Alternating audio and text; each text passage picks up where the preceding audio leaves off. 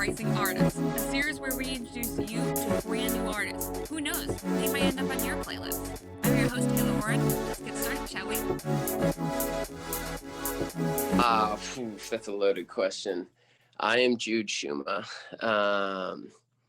Do you mean that in a general sense? General sense, music sense, whatever sense that comes to your mind. A highly emotional individual, highly sensitive, and decided to just pour it all into art and just making art, and that's kind of the what kind of makes you feel better. All right. I feel like that's a pretty good representation of who I am. Okay. So, with that being said, and we were just briefly talking about the idea of it, we're both in the Midwest area, and you're from the Chicago area, local-wise. How does it feel knowing that your music is in LA, over in radio, in television? Dude, it's been so strange. I mean, I never really imagined anything to happen in that nature.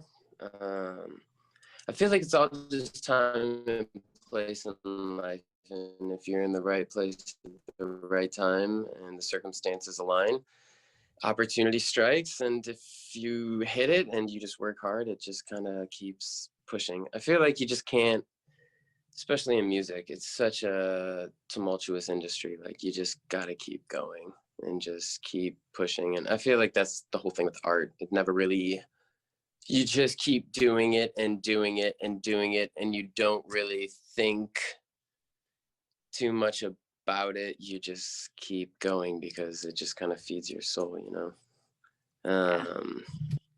I feel lightly and gentle, but... So with that being said, you know, your music is out in the public realm. I should also mention, like, tell me a little bit about it. Tell the fans, tell everyone who's going to be watching this, of Suzy Space Cadet. Oh my gosh, that's a fun word. The new album came from this, basically. And just, I think it was just the circumstances of quarantine and COVID and having time to just sit back and kind of wrote this story, and wrote it all out actually on paper. And then I don't know how it manifested, but it turned into a record. And just the concept of space was, it was just kind of, I don't know what inspired me or where it came from. Actually, I could probably switch to hear my space echo. And basically synthesizer and space echo. And that was kind of the premise of it all, where it just kind of, it all started off of the idea of writing a story based in space and then creating sonic elements that reflect it. And, you know, I've been writing about feelings and stuff, and myself, it's always I, me. So it was kind of nice to step back and do third person and, you know, create a story instead of just having it be all about you all the time, you know? Yeah. Well, obviously, Suzy Space Cadet has definitely made an impact on a lot of people, especially to get the eyes of CW and ABC to be able to have that, your songs be on their shows. I'm curious to know, in terms of interaction wise, how did that came to be, or was this kind of like just a under the rug kind of situation? It all stemmed off of me having a song on SoundCloud, and just a consultant for HBO hit me up. I thought it was spam, to be honest. Really? Yeah, didn't reply. But it turned out to be, no, after you get one, it's easier to get a second and then a third, because you can show that it worked here. So if it worked here, there's a good chance it'll work here too. It's all about getting that first little that's foot in the door, you know? A little spam email. So how long did it take you to respond to that one? The first one? Probably a couple of days. I'm really bad at messaging people back and responding to emails. I'm pretty, you know, all over the place all the time. Well, because of that, now your music is everywhere. Yeah. And with that, I'm always curious to know what was inspiration behind Suzy Space Cadet, the song itself? The song, it was stemmed off of, I was just listening to a lot of 60s psychedelic, just that whole late 60s era and push. I got really into the Kinks, the Beatles, obviously, Rolling Stones, just all the mainstreams, but just kind of digging deeper.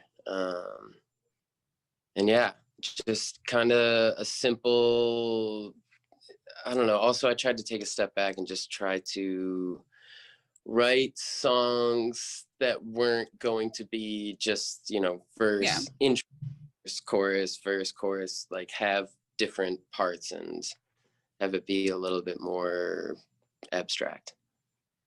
Gosh, because You know what I honestly, mean? yeah.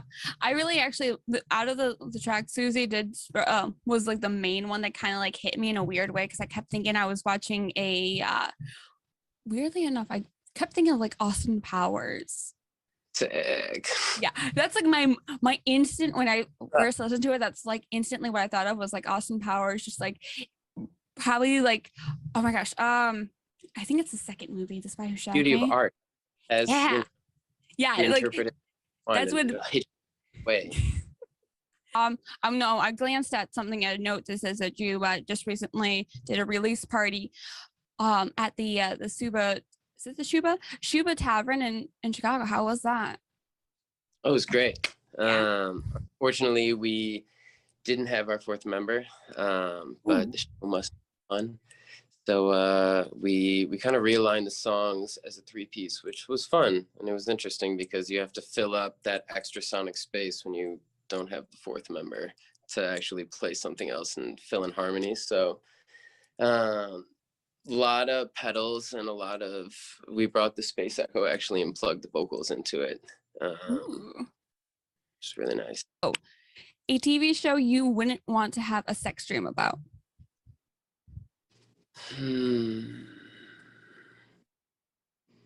Dude, that's tough. Probably Seinfeld. Dude, I like that actually. That's probably a good one. Holy shit. I like that. Yeah. That one's good. Oh, wow. I've gotten a couple different answers, but Seinfeld, I didn't expect. Yeah. Show about nothing.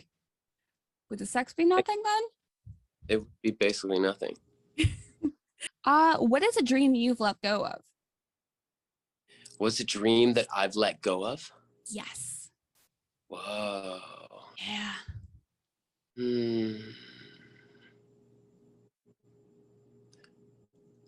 I studied English for a while and I really wanted to write a story, and I feel like I was letting go of that, but then I wrote Suzy Space Cadet. I mean, that is a good point. I don't know if I've ever really thought of actually having the finite let go moment of a dream where I think like it's just over. I feel like I'm constantly just going and going. I don't know. That's good. And actually, I think the writing one, being a writer, still a possibility. That's what I'm saying though. Like they're kind of forever until you die. What else do you got? Okay, so I'm gonna reword this because this is meant for a two-player person, and this is me interviewing you instead. If you were a character in a video game, what kind of video game would you be in character? Ooh, probably a ninja game. Ooh, all right. Yeah. Would you be a ninja character, or would you be like the villain? I would be the good guy. You would be the good guy? Yeah, I'd be the protagonist. All right. I like that. Here, let's see. What's the best compliment a stranger has ever given you? I mean, I always enjoy the eyes compliments. Probably my fave. Wow, you're actually the second person who's mentioned that. I have very green eyes. You can't see. I know. It's kind of dark at the moment. I can't see it, but yeah, I don't have light, or I don't have windows in here. Well, hopefully one day I will see them when you come and perform. over in the Michigan area. That's West, planned. we're coming. What do you crave more of? Do I crave more of? What do you crave more of?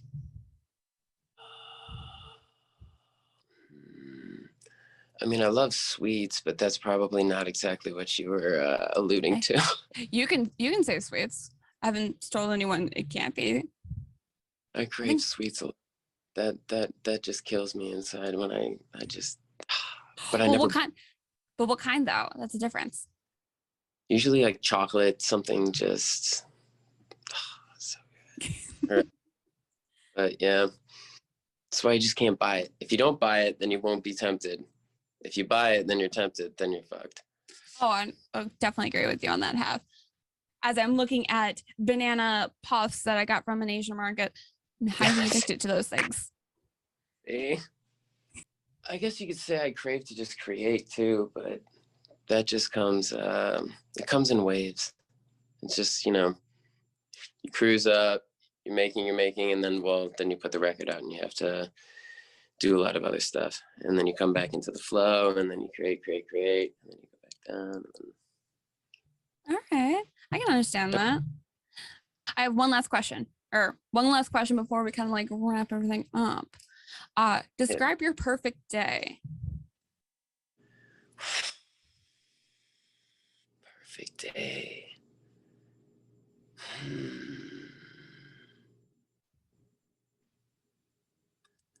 I feel like it just has to be on the beach, preferably with the love of my life.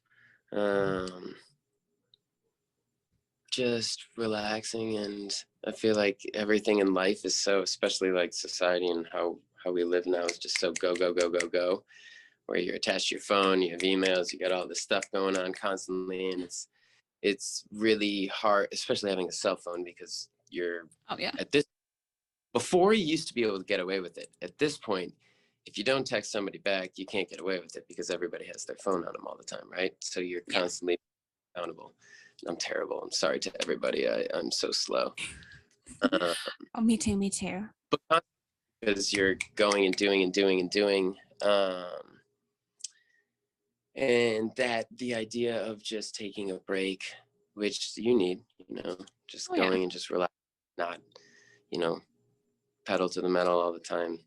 That's usually aligned with my perfect day. Maybe with the pina colada, chilling. Sounds nice. Oh my gosh. I think everybody needs to have a break sometime. Actually, cross that out. Most times need to have a break. All the time you need to have a break. Yeah. We keep changing. I'm gonna keep changing my answers as I continue thinking about it. Well, Jude, with that being said, where can we find you?